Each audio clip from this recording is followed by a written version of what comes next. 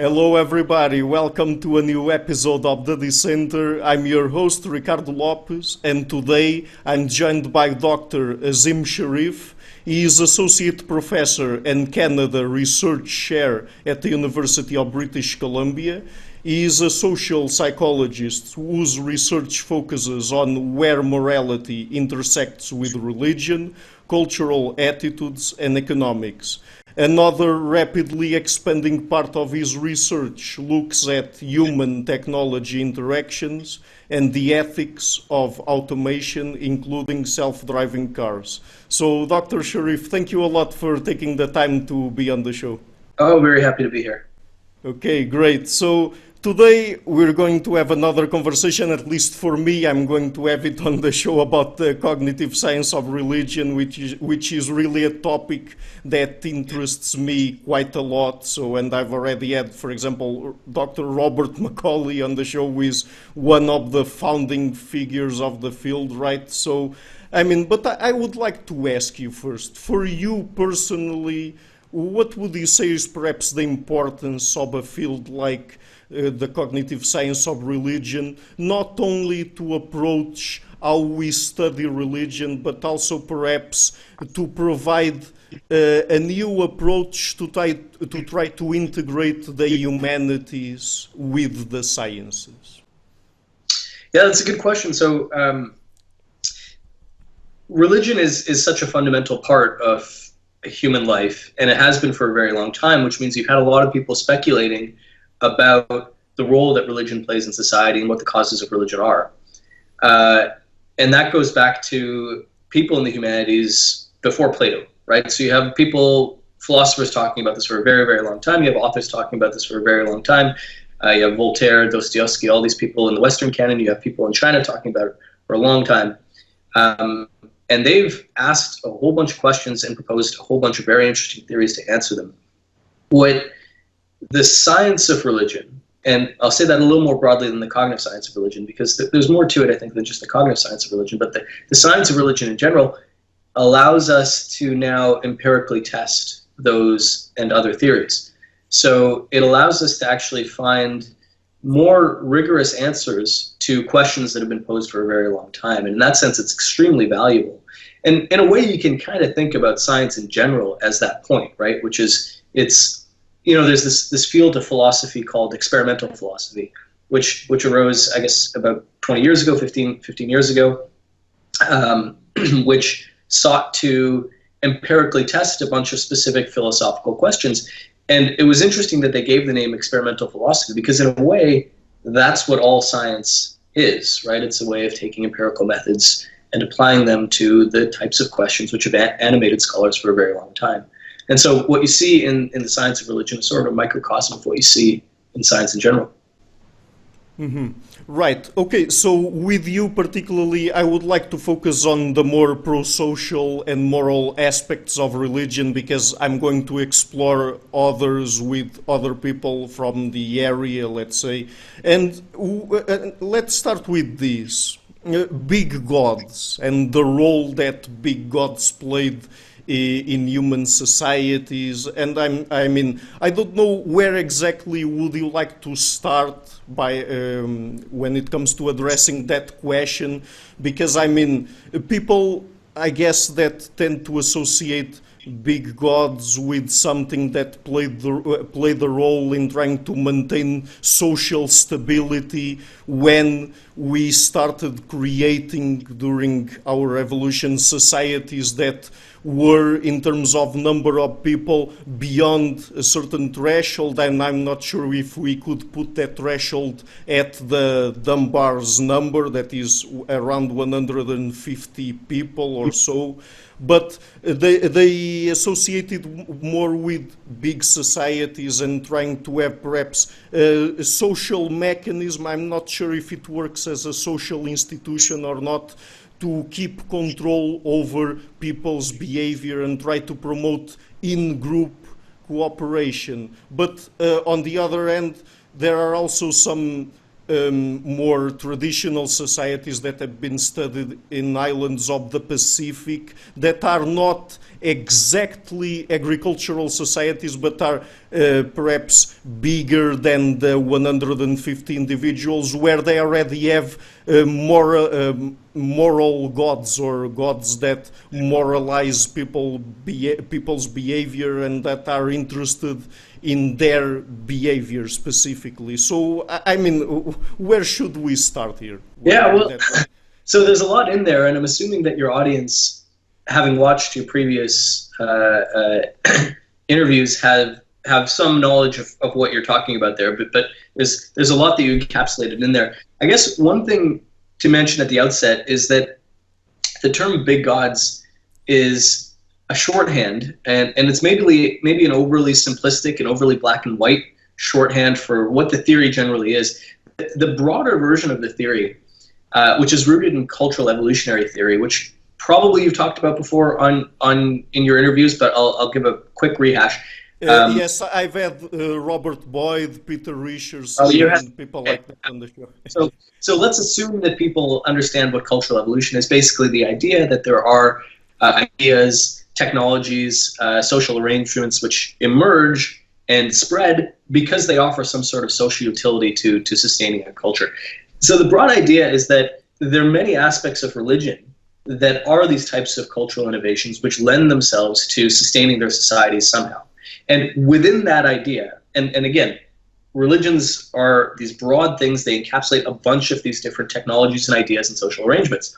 One of the powerful ones within that is this idea of moralizing deities. The idea of thinking of it in this really black and white term of there's big moralizing gods and then there's everything else and it's either one or the other is not, it's overly simplistic and it's overly pat. Really what you see is a continuum between these things. And the idea is that having these types of moralizing agents kept people morally in line, kept people following the particular moral norms of their society, and following the particular norms of their society actually helped the society, which is why they were moral norms for the society to begin with. And so you saw this in an escalating way as societies got more complex and larger, that you had more and more evolved, effective ways of having these gods moralize and keep people's behavior in line. So it was one of the great cultural inventions that we've come at, that we've developed over a long period of time in order to arrange human society in a way where people follow the rules. Mm-hmm. Okay, so now this is the part of the interview that we might have to leave out, because I'm going to ask you now about this very recent study that came out by Harvey, Whitehouse and others, where they really tried to track down, let's say, the direction of causality between big gods and big societies, and if big societies came first or the other way around. But anyway, in that paper they also re-emphasize the importance of big gods in trying to promote in-group cooperation and social cohesion and things like that. So that's not in question here. But I guess that what they question is that with the analysis and the database that they used, they came to the conclusion that big societies came first and only then came the big gods. So could you comment on that paper? Sure. So there's a couple things about that. First of all, it's a really ambitious goal what they're trying to do, and a really admirable one. And they're not the only group that's trying to do it, right? So Ted Slingerland, who you know, is heading up a sort of a parallel database, which is taking a slightly different approach to things, but an importantly different approach to things in terms of where the data come from. So really what we're trying to do here is quantify history. And so some historians are on board with this, some are not. But the idea is that if you can quantify history, you can empirically test these historical patterns, which is what they've tried to do with kind of tracing when societal complexity increases, when ritual emerges, when big gods emerge, etc. In doing so, they presented a bit of a straw man argument of what the moralizing deity theory or the big god theory was, along the lines of what we just talked about, which is that you know, they'll think of things as like black and white, And they also, we mentioned that the impact of these big moralizing gods may have been more to sustain societies once they've grown. So basically, the growth of the society creates selection pressures, which then require these other innovations to emerge to sustain them.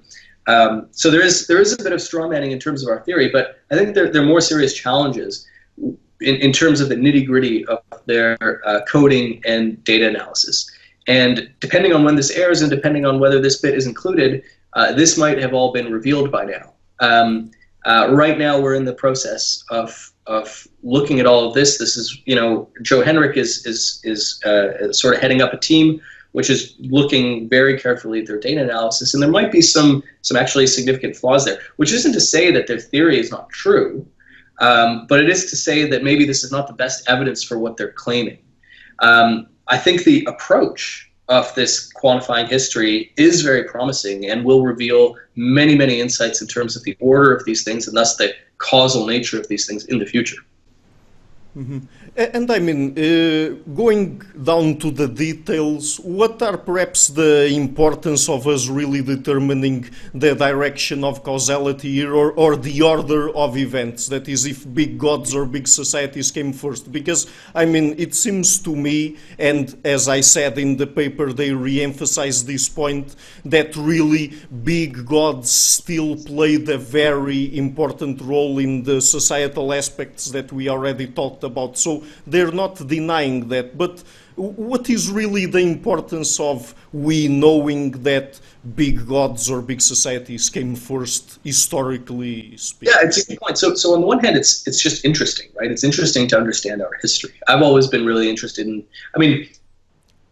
Guns, Germs, and Steel, which is the most famous and I think maybe best-selling history book, modern history book of all time. Captured the attention because it allowed us to look at the causal factors which influenced the growth of societies and some of the biggest turning points in societies. And that maybe there were things which were important for the modern era to understand, but really I think what grabbed people was that it's a fascinating story and it's a true story about how we got here. And that I think is intrinsically interesting to people. So I think understanding what it was that allowed for societies to kind of jump from small groups of interrelated kin and people that you know well to these kind of mega societies in which you have lots of strangers able to interact in a reasonably harmonious way. I think that's really intrinsically interesting. Then there's the important point, which you alluded to, which is that, well, we want to understand what all these aspects of religion do, what they did, and now what they continue to do, because they continue to have massive forces in our current society. Now, the way I see it is that religions are these very interesting packages of beliefs and rituals and technologies and teachings, and they work cohesively, and that's what gives religion their power, right? Each of those bits becomes stronger than the sum of their parts because they're fused together, which is to say that the idea of punishing supernatural agents partially gets its power because you also have, in most of these religions, a morally dependent afterlife. And that partially gets its power by the fact that those ideas are constantly rehearsed in these rituals. And that gets its power by the fact that you have these fused identities, which means that you can't question the whole belief structure, all of that belief structure that we just talked about. You can't question it without giving up an important part of your identity. And that identity is then developed through more of these ritual type things. So all of these things are connected, and they get their power from being connected to other things. If it was just one thing, it wouldn't have the power. But because they're connected to these other things, they do have more power, which means that things like rituals, which is what Harvey's group is trumpeting as the key bit, right? So when you only have a hammer, everything looks like a nail. There's rituals, and then our hammer or our nail, whatever, is the supernatural or moralizing supernatural agents. But really, what makes religion so powerful, and probably more powerful than any other cultural idea, is because they brought all these things together. Mm-hmm.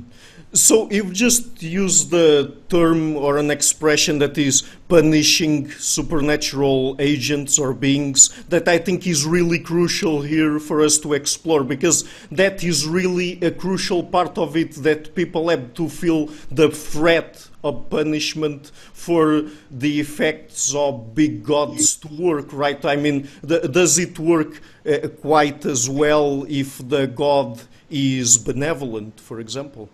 Yeah, so this is a great example, right? Because this is something which has been speculated upon. And then in recent years, we've started putting empirical evidence to it. The evidence so far is not, I would say, overwhelming. It's not that it's mixed, it's just that there isn't that much of it yet to make a definitive claim. But the evidence certainly seems to be pointing in that direction, that it really matters. The punishing aspect seems to really matter. The benevolent aspect is not as effective. And so we did some initial research in this, just finding that when people believe in punishing gods, the more punishing their belief in God, the less they would cheat. We found that there are these associations between belief in hell and lower crime rates in countries controlling for all the things you would expect, whereas there's an association between the belief in heaven and higher crime rates, right? So when you look at the difference, really what you need is your heaven beliefs checked by a belief in hell to actually have that reducing effect. And then there's other research. So this is research by Yilmaz Onurkan and Hasan Bahçekapli in Turkey, where they've shown that if you prime the punitive aspects of God, that increases people's prosocial intentions. But if you remove those punitive aspects and prime ideas of religion without the punitive aspects, that doesn't increase people's prosocial intentions. And then you have a little more research. There's stuff by Ben Prozicki, which has been looking at cross-culturally in small societies, that it's the people who, or the societies that have the belief in gods that are punitive, that have more of an impact on their prosocial behavior. So you're seeing all these little bits and pieces of evidence coming together to make this point that it really is the punitive aspects of supernatural agents and not the benevolent aspects. Now, that lends itself to a very important question, which is then why do we have the benevolent aspects? And I think that goes back to this idea that really these religions are these packages of a bunch of different things, a bunch of different beliefs, a bunch of different teachings, which have all evolved for different purposes. So the punitive God aspect culturally evolved, probably for this moralizing benefit. And then the benevolent deity evolved for a different reason. It serves a different purpose. And we can speculate about what that purpose is, but I don't think it's the moralizing aspect. Mm-hmm. And I mean, when we're talking about gods, what are we exactly referring to in terms of the effects that they have? I mean, does it matter the kinds of traits that people attribute to those gods, like being all-knowing and all-powerful and sort of a metaphysical entity out there? Or do we get the same effects if simply people are primed with some sort of agency operating there that is somewhat diffuse in terms of its traits? Yeah, so it seems that both work, right? So both are, some other cultural ideas like karma, which is not as embodied as people's, say, ideas of the bearded white man with his in the sky.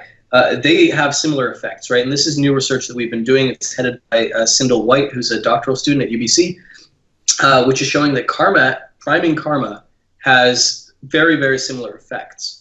And you'd see why it would, and then you could see why karma would have evolved as a cultural innovation too, right? It has the same purpose. And even priming secular institutions of justice actually work as well, though they may work for slightly different reasons. But really what all these things are doing is they're tapping into the fact that we have prosocial tendencies, we have selfish tendencies, and then we have cultural rules. And we sort of need to be reminded of the cultural rules in order to be prompted to follow them. And there are a lot of things that can push us to do that. Some are cues to worry about our reputation, which is what these omniscient gods do. It's also what other types of agents that have knowledge of your actions can do. Whereas karma might be something else. Secular institutions might be something else. Some might be activating a more internalized appreciation of those norms, whereas others are just activating a fear of punishment or a desire for reward. And I mean, to obtain these effects on people, I don't know if we have good enough evidence to talk about this or not concretely, let's say, but I mean, does it matter if people really do believe in a God that is out there as really an existing entity, or if they really, or if they simply look at God as sort of an ideal of sort of an abstraction that idealizes the perfect moral being that they have to look up to in order to direct their own moral behavior, let's say. Yeah, that's an interesting distinction, which I don't think has been looked at specifically. So what we do know now, after a lot of careful analysis and a lot of studies, is that the types of God priming or God framing or karma framing effects only have the prosocial effect for people who are believers, and they don't work for people who are not believers. Now, we don't know whether that's because of the reason that you suggest, or simply because you actually genuinely need to believe that there is somebody watching or some force that is active, right? So it might be that it's just that the believers believe that their moral consequence is dependent on these forces, and as a result, they are moved to behave in more prosocial ways. Or it could be that the believers are the ones who actually believe in this being the type of idealized being that you're talking about, the non-believers who don't, and that might be the mechanism. I suspect it's the first, but it very much could be the second, and that's not something that the research has looked at yet. Mm-hmm. So this doesn't work with atheists? That's right. Correct. Mm-hmm. Yeah. No, go ahead. Yes, please go ahead. Go ahead. Well, what I was going to say is that what we found in our initial study way back, which was done in an era with somewhat looser research standards. So I wouldn't put too much credence in this particular effect until it's replicated with a larger sample. But we found that the priming of God increased prosocial behavior for believers but not non-believers. But the priming of secular institutions increased prosocial behavior for both groups, which makes sense, right? Because the secular institutions of justice are something which it's not in dispute whether they exist or not. And so it makes sense that they would have an impact for the non-believers as well as the believers. Mm-hmm. But mm-hmm. Right. But one thing that works also with non-believers is, for example, priming them to an existing agency where they're playing, for example, an economic game, like, for example, painting or putting on the wall a pair of eyes, right? Looking at them. I mean, that does work. Well, there's dispute on that simply for the same reason as I mentioned before. Those studies were done with relatively small sample sizes in an era of what we call p-hacking. I don't know whether this is something you've talked about on your channel before, but they were basically some looser research practices. Meta-analyses that now look at that in conjunction with unpublished research suggest that those very, very subtle eye spot priming things might not actually work. But what they're trying to represent, which is that we are highly sensitive to reputational concerns, is certainly the case, right? So if you had another person in the room with them, if you really had an agent which there was no debate and no subtlety about whether they could monitor your behavior, then we do know that people's behavior shifts, right? So you can see they do, with these economic games, they'll do these studies where they'll vary the level of anonymity. And as the anonymity gets tighter, that is, as you feel more comfortable that the thing is anonymous, fully confidential, using, sealed envelopes and weighted envelopes which are the same, and like it's passing through all these intermediaries, the more you tighten up that anonymity, the less generous people become. And the looser the anonymity is, the more they feel like their decision might be known by the people with whom they're playing or the observers of the experimenter, the more generous they are. So we know that sensitivity to reputation really is a determinant in how generous people are. Okay, so still about the relationship between religion and morality, let's explore another avenue here. Because, I mean, religious people, particularly, they tend to say that their religion or even religion in general is a source of morality or that influences moral behavior. And I mean, about the part of influencing human behavior, I guess that we've already talked about here. But in terms of really religion creating moral values themselves, Yep. but because I mean, there's even this interesting research that I think was done a long time ago by people like Marvin Harris, who was a materialist, right? A materialist anthropologist. And basically, there's this issue here that perhaps we're not sure about if religion really do create by itself moral values, or perhaps if there are the social and environmental circumstances a particular population lives in that invoke in their evolved cognitive systems a particular type of morality, and then that is what is inscribed in religious systems, and then, of course, is imposed on that society and spreads throughout people, let's say. So I mean, do we know anything solid about this? Well, I think it certainly has to be that latter point that you're making, right? So morals, a culture's morals are not arbitrary by any means, right? They serve a purpose, and they emerged for a reason, right? They emerged in order to regulate the social relations between people within a society so that that society functions. And so there are cultural evolutionary pressures which determine what the morals are to be. It's not that the religion caused those morals to be. There's the pressures that cause those morals to be. You need, for example, if you have a lot of anonymous people interacting, you need some reason to be able to treat an anonymous person who you will never meet again fairly. So those types of, that's one example of moral, a moral which emerged. Other sexual morality, there's very good reasons why we have the, very understandable, very functional reasons why we have, let's call it that, very functional reasons why we have the type of sexual morality that we have. That lends itself to having a functional society. And so those pressures exist because it's what allows societies to work. And then what religion does is it manages to, and what other things do as well, but religion in this case does very powerfully, is it manages to enforce those types of morals so as to keep the society functioning. Now I'll give you one example. Monogamous marriage norms.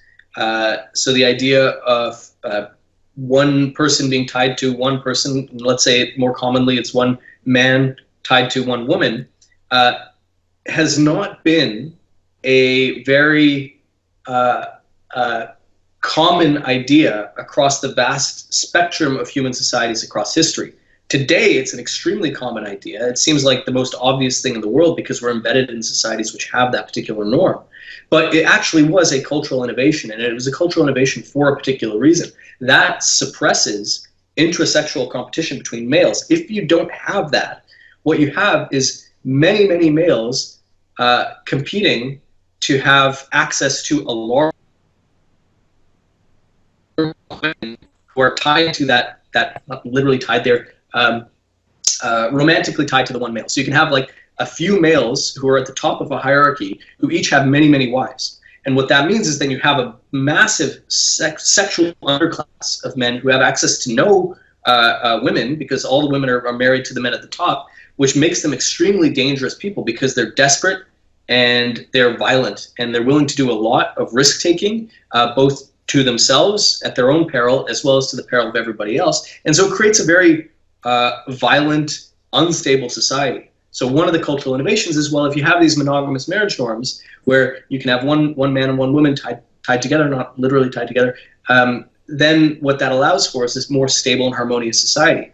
So that's a functional idea. There's selection pressures for why you have that idea. What made that idea able to spread and be reasonably powerfully enforced is that you have it tied to that entire religious edifice. Because if you have it tied to the entire religious edifice with the identity that we talked about, with the threat of supernatural punishment in the afterlife, all-seeing God, all those kind of things, now all of a sudden it makes sense for the most powerful people in the society, that is the people who are really the ones who are facing this norm. They have the option of having many wives, and now are having this cultural idea to say, well, no, you can only have at least at any one time, and at least formally, only one wife. To have those people follow the rule, you need the power, or you needed the power of religion to actually enforce it in a supernatural way. So again, outside selection pressures, cultural selection pressures for the morals that allow societies to function, and then you have various forces like religion which enforce people to follow those morals. Mm-hmm. So would it be scientifically reasonable to say that perhaps if we have a society of people that falls under Dunbar's number, let's say, just to put a number there, that perhaps just via their interactions they are able to sort of create an emergent morality among them, and perhaps when we get into bigger and bigger societies, because most people do not even interact with one another or have very few interactions with most people, perhaps they need a sort of a cultural tool in the form of a set of moral norms that might be put forth by religion as a social institution to help them perhaps predict how they should behave toward people that they are not familiar with, something like that. Yeah, that's exactly right. So we didn't have the pressure for a massive set of cultural norms when we were just able to live in the type of ancestral environments that we'd evolved for. Because we had evolved a set of moral intuitions that allowed us to live in those small groups with no problem. When we left that ancestral environment, when we started having more people, all of a sudden there were created these pressures for a different set of moral norms, one that would work with a larger group of people, like you suggest, and religions were one of the solutions to that pressure. Mm-hmm. Okay, so just in the interest of time, let's jump to another topic here, because I think this is very important to explore here with you. I mean, through the cognitive science of religion and disciplines like evolutionary psychology and evolutionary anthropology and so on, I mean, we know that we have this set of cognitive innate mechanisms operating in our minds that predispose us to religious thinking, even if not perhaps theology or religion as a social institution, at least religious thinking, right? So perhaps what we have to explain scientifically is not really religious thinking, but the evolution of religious misbelief and atheism, right? Yeah, so it seems like that is the aberration, is not believing these religious intuitions, both because there is a natural component of them, things about our cognitive architecture which lend us to want to think about religion, and because there's very strong cultural forces which pressure us to think in the majority religious way. And so what you see among atheists is both either a active resistance against against the pull of those cognitive intuitions, or for some reason they just experience less of a pull towards those cognitive intuitions. And we could talk about the reasons for that. And then you also see that it tends to be the more analytical, less conformist people who are better able to resist the general cultural push to the majority religious views. Mm-hmm. Okay, so it has to do with personality traits and perhaps also the moral foundations of a specific person or people. Yeah, it's interesting. I mean, you have a chicken and egg situation with the moral foundations, right? So it could be the personality factors that are pushing them to have a certain set of moral foundations, right, which are also pushing them to have more of a resistance to religious ideas. You could be dispositionally nonconformist, and as a result, you have less truck with, say, in-group loyalty aspects, and also because of both those things, you have less truck with religion in general. Mm-hmm. So perhaps it would be easier for people who are more open in experience, or open to experience, sorry, and perhaps disagreeable to tend to be more atheistic, or perhaps to be Well, less prone yeah. to follow social norms and things like that, right? I mean, what you tend to see is that the openness to experience, you're right, is an important factor, but it doesn't necessarily push you towards atheism. What it does is it pushes you away from the traditional views of religion, but there's a lot of other things you can hold other than atheism and the traditional views of religion. So openness seems to be associated a lot with, say, more spiritual beliefs, paganist beliefs, all the kind of less popular, less traditional beliefs that people have in a society. Those tend to be highly open people, but also atheism, right? So anything which gets you off the sort of main grid is something that's associated with openness. With atheism, there seems to be, and the evidence is a little sketchy on this as well, but there seems to be this other element of analytical thinking, which combines with the openness, and potentially combines with some, let's just leave it at analytical thinking, as well as higher IQ, and that combination of things tends to make it more likely that somebody will be an atheist. And the higher IQ thing is, I think, just related as well to this nonconformist and analytical thinking. I think these things are all very interrelated, right? If you have a higher IQ, there's a lot of speculation as to why you see this relatively modest relationship between IQ and religiosity. But one of the reasons is that, well, you don't have as much need to be with the traditional view. You can find other solutions to the problems of life that religion offer, right? So religion offers some solutions. People with high IQ are more able to find other solutions elsewhere. Yeah, and I mean, people high in IQ also, or I mean, to put it in other words, IQ has also a correlation with openness to experience, at least in the aspect of openness to ideas. That's right. That's right. So the intellect aspect, the intellect facet of the openness dimension, yeah. Mm-hmm. Right. Okay, so now let's move on to the second part of the interview, let's say, and to talk about your more recent work surrounding the ethics of autonomous vehicles or self-driving cars. And I mean, the first question here would be, why is it so important for us to really study and talk about the ethics behind these autonomous systems? Yeah, so let me answer that in a broad way and then a narrow way. So in the broad way, and just to connect the two halves of this this interview, you asked about why is it important for us to figure out, the order of the evolution of aspects of religion in society. So I think a lot of moral psychology, I consider myself a moral psychologist as well as a social psychologist, but a lot of moral psychology is about looking backwards at our very important evolved intuitions, right? That's created the types of beings we are now, as well as looking back at some old philosophical questions, which also have guided the kinds of beings we are now, right? So, the dead philosopher, we are heavily influenced by the moral philosophy of the past, and we are heavily, heavily influenced by the evolved intuitions, moral intuitions that we hold. What I think is interesting about self-driving cars and about AI and technology more generally is it's now an opportunity to look forward and seeing how those past intuitions and ideas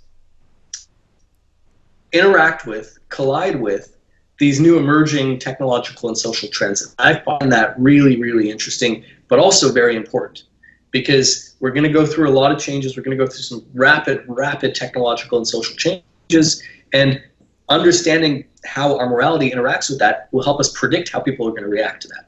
So now that gets to the more narrow thing. So self-driving cars promise to be a transformative technology, but they depend on having public buy-in. So they depend on having the public trading in their human-driven cars that they're very used to for cars that drive themselves, or they require the public to allow the government to allow the types of cars to be on the road, to have the policies and regulations that'll have the cars drive on a road. And all of a sudden, already you see resistance to that. Part of the resistance is because just people are afraid of things that are new. Part of the resistance is that there are concerns about safety, and part of the resistance is because there are concerns about the ethical questions. The ethical questions loom large because up to now, all the ethical decisions we make as a society for driving, we make as drivers. We have a set of laws, and within the laws, you have to follow the laws, and the laws, again, they exist for the same reasons as the morals that we talked about exist. They help society function better, right? So if you have to stop at a red and somebody else has a green, that allows people to actually travel in a way where it's reasonably efficient. Within those laws, then we are constantly making all sorts of other minute, rapid, implicit moral decisions that we don't even realize we're making because they're so rapid and implicit, right? So when we decide where in a lane we're going to position ourselves, how fast we're going to go, how much room to leave behind and in front of us, those are all tiny moral decisions which redistribute the risk in driving. Because driving is it's a common thing we do, but it's also a very risky thing that we do. A lot of people die and 100 times as many people get injured. And so we're constantly making all these moral decisions. When self-driving cars appear on the roads, those moral decisions that we're used to making, they now have to be explicitly programmed into the cars. And so we now have to get really explicit about how and what we want those ethical decisions to be. And beyond that, we now have the power to actually be more precise about the ethical decisions that we have in a way that we didn't before, because because humans are only so capable. The self-driving cars, because of their increased capabilities, because of their much more rapid reaction times, they have, what I like to say is they have the luxury of deliberation, and as a result, they have the responsibility of deliberation. They have the responsibility to make ethical decisions explicitly and deliberately that we aren't able to make as humans. Mm-hmm. So, in a way, we have to program self-driving cars with an ethics or an ethical system in the form of a set of algorithms, right? Yeah, we have to allow them to make the same ethical decisions that we constantly make. Mm-hmm. Okay, so when you put people to playing this game where they have to decide if they prefer killing the driver or a pedestrian or a group of pedestrians, and they have to decide between the driver and the pedestrians and men and women, young people and older people, and infants and adults and rich people and poor people and so on and so forth. What are the sorts of decisions that people tend to make? Are there any patterns that emerge there or not? Yeah, so what was interesting about that study, where we had all those different moral dimensions, all those different dimensions on which you could make your decisions, is we had a sufficient amount of data that we could kind of rank what people's moral priorities were between those dimensions. And some of those were obvious in terms of the rankings, and some were more interesting. So the obvious one is that, well, if people have to decide between humans and pets, they're going to save humans. And if people decide between saving more people rather than fewer people, they're going to save more people. But after those were the top two, the two highest ranked decisions, the things that if people were confronted with a scenario that had that dimension, that's the dimension on which they choose, right? Because a lot of these scenarios had multiple dimensions going on, and so you could choose, well, should I prioritize the old people or more people, or should I prioritize saving pets or following the law or whatever? And so you can see that in those situations when you had pets versus following the law, people defaulted save the humans, even if the humans are breaking the law, whatever, save the humans. It's the most important, highest priority moral dimension. And then they got lower from there. The third highest was the preference for sparing young people at the expense of older people. So people were willing to sacrifice older people, an equal number of older people, all things equal, sacrifice the older person to save the younger person, which I think is an interesting ethical position because it's placing different values on different people's lives, which is interesting for a number of reasons. But one of the reasons it's interesting is because that principle seems to conflict with what the existing regulators are suggesting. So Germany, who's sort of at the forefront of at least publicly determining what the ethical guidelines should be for these cars, explicitly made the point that you shouldn't take into account any of these characteristics, that you shouldn't value different lives. But our participants in the study seemed very comfortable with doing that. And whenever I give talks on this topic, people seem very comfortable with doing that. So you have this mismatch between what the ethical experts are suggesting to the regulators and the manufacturers and what the people actually indicate that they want. And that tension is important to understand. It's important to know that there is that disagreement there. It doesn't mean that we should say that the ethicists should agree with what the people say, and it doesn't necessarily mean that the people should agree with what the ethicists say. We have to determine what's the best idea, and it might be this idea. But if we determine that it's this idea, what the ethicists say, we have to find a way of bringing the public opinion in line with what the expert ethicists are saying, and that might be a challenge, and we might get a lot of pushback while we try to do that. Mm-hmm. So, I mean, and even in terms of meta-ethics, let's say, when people play these games, do they tend to prefer what we call a deontological ethics or an utilitarian ethics?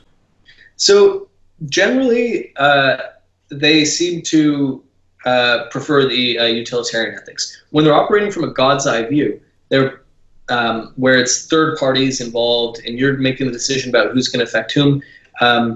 The utilitarian ethics seems to reign supreme. People really don't seem to care about whether the car goes straight or whether the car swerves to involve other people, right? So if you had a situation where the car could go straight and strike one person, or it could swerve and kill two people, people overwhelmingly would choose, sorry, I did that wrong.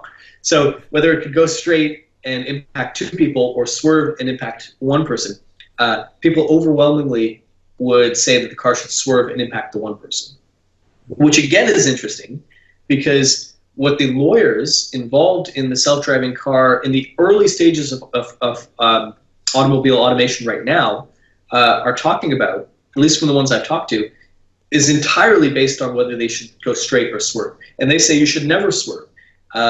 You should only take into account this sin of omission versus commission issue. If you swerve away, you're in a sin of commission, and even if you're saving one person by striking the one person rather than the two people, that's still illegal. It shouldn't be right, but that's not what people say. People have very strong moral intuitions the other way. So again, you have this disagreement between what the lawyers are saying and what the people's moral preferences are, as stated in the game. Mm-hmm. And do we already know anything as to what might be the reaction that people show when they are exposed to a situation where perhaps the self-driving car made a bad decision? I mean, do they tend to blame the machine, the car itself, or the driver, or perhaps the people that produce the car? Or yeah, that's a really important question, right? So these are the kind of things that we're trying to predict in advance, so as we can kind of avoid the most negative situations.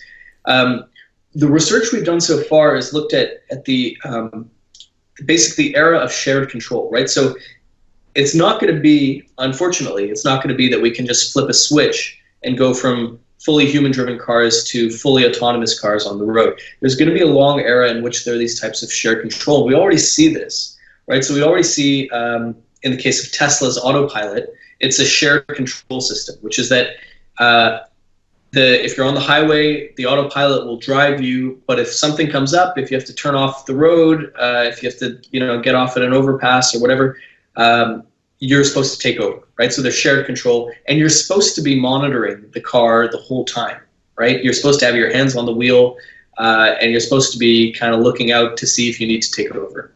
And then on the inverted side, you have these things like Toyota's Guardian, that used to be called the Guardian Angel. I think it's Toyota that has this, in which you're the primary driver. So unlike Tesla, where it's the primary driver and you're supposed to jump in, for the guardian angel, you're the primary driver, but then it will jump in if there's something you didn't notice, right? So if there's and maybe you've seen these ads on TV, right? So a kid runs across in front of you, the mother is distracted by her kid in the back, the car stops, and it's stopped by the automated technology. And so what's interesting is these are perfect inversions of each other. In one, you're the primary, it jumps in. In the other, it's the primary, you jump in. In both situations, if there's an accident, people seem to blame the human more rather than the machine. And because these are perfect inversions of each other, if people were being consistent, they would be mirror images of each other, right? So they would blame one in one situation, the other in the other situation. The fact that people blame the human more in both situations, I think, is very telling. And I think it's because basically we have a cognitive template for blaming other humans. We don't have a cognitive template for blaming machines. And so people default to the way that they're used to doing, which is that it's a moment of shared control. The human was involved somehow, so it's their fault.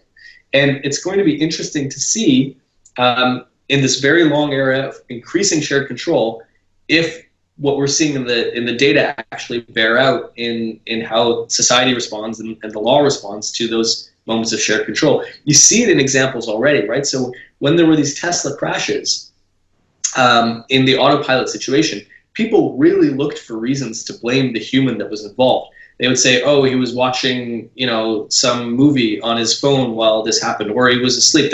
They'll reach for any reason they can to blame the human because that fits the existing cognitive template we have. Mm-hmm. Yes, and I mean, it is very important also the way we present information to people, because I mean, nowadays with humans driving cars, we have really a huge lot of car crashes, and even in the US alone, I think it's around 40,000 car crashes per year or something like that. And if we have... 40,000 fatalities a year. Oh, way fatalities. More, okay. It's about 100 times more injuries. So that's what... Okay. Okay, so it's even worse than what I was saying. So, yeah. And I mean, if we have a self-driving car that rides for, I don't know, 200,000 miles and hits someone, I mean, it's much, much lower than what we have nowadays, right? Well, so with regards to the Tesla data, I mean, it's an interesting question, right? The promise is eventually these cars will be safer. It's going to be difficult for us to actually run the tests to figure out if they are until they're way, way safer. So in the case of the Tesla data, they made the point that a regular human driving a regular car will crash once every however many miles, and our cars have crashed only once every some lower number of miles. I wish I had them off the top of my head. I don't. The problem is these aren't apples to oranges comparisons at all. So on the one hand, Tesla, which they were talking about their autopilot crashes, that's predominantly used on highways, and that's not where most of the crashes happen. So already you're in a situation which is generally more safe than trying to navigate the intricate city networks. And so already it's like they're in a safer situation, and so you can't really compare what people occur in all the situations compared to just highway driving. Moreover, newer cars result in fewer fatalities because they have better safety mechanisms. And all Teslas were relatively new, at least compared to the average age of the car on the road. So again, not an apples to orange comparison. So I think that those numbers were a little misleading in terms of making the claim that the autopilot is safer than the average driver. Eventually, the hope is that we will be, but I don't know whether we can claim with the current evidence that we are there yet. Mm-hmm. And would it be possible for us, perhaps with big data in the future and interconnected cars, perhaps if cars are communicating among themselves, perhaps it's easier for them to avoid crashes if they are autonomous, right? Yeah, absolutely, right? So these are the big promises, right? So again, faster reaction times, no getting drunk or tired, the connected car thing, all sorts of things. There's all sorts of potentially very, very impactful life-saving technologies that could emerge. they're mostly just promises right now. Okay, so let's see what happens in the near future. So, Yeah. Dr. Shariff, let's end the interview here because I know you have limited time. And just before we go, would you like to tell people what are perhaps some of the best places on the internet if they want to know more about your work? Sure. So for the religion work, the best place is probably to take our MOOC, massively online open course, which I know you took. I don't know when the next time we're going to run the MOOC formally is, but all the lectures are available as YouTube videos. So if you look on YouTube for edX and Science of Religion, or just Science of Religion, or Science of Religion Shariff, or Science of Religion Slingerland, you should be able to find all the lectures on there. We've got 30 lectures, about 15 minutes each, on many, many topics within the science of religion. For my research, in general, all the papers, almost every single paper of mine is available on ResearchGate. If you just look for my name on ResearchGate, you can find it. You can follow me on Twitter, where I post new papers as they come out. We've got a bunch of cool stuff coming up in the pipeline. Yeah, that's pretty good. Okay, good. So I will be leaving links to all of that in the description box of the video. And so, again, thank you a lot for taking the time to be here with us today. And it was really a pleasure to talk to you and to have you on the show. So. Yeah, lots of fun for me too. Thanks, Ricardo. Hi everybody, thank you so much for watching this interview until the end. As you might have noticed, I've started this channel in February 2018 and have been putting out regular interviews with academics from a variety of fields. So just to keep the channel sustainable, I would like to ask you to please visit my Patreon page and to consider making a pledge there. If you don't like Patreon, you can also do it via PayPal and Subscribestar. Yeah, all of the links will be in the description box. Otherwise, and if you like what I'm doing, please share it, leave a like and hit the subscription button. I would also like to give a huge thank you to my Patreons and PayPal supporters: Karen Litske, Anne Blanchett, Perel Galarson, Lau Guerrero, Chantel Gelina, Jim Frank, Francis Ford, Hans Frederick Sunda, Brian Rivera, Lucas Stafiniak, Sergio Condreanu, Jana Enninen, and my first producer, Izar Weber. Thank you for all.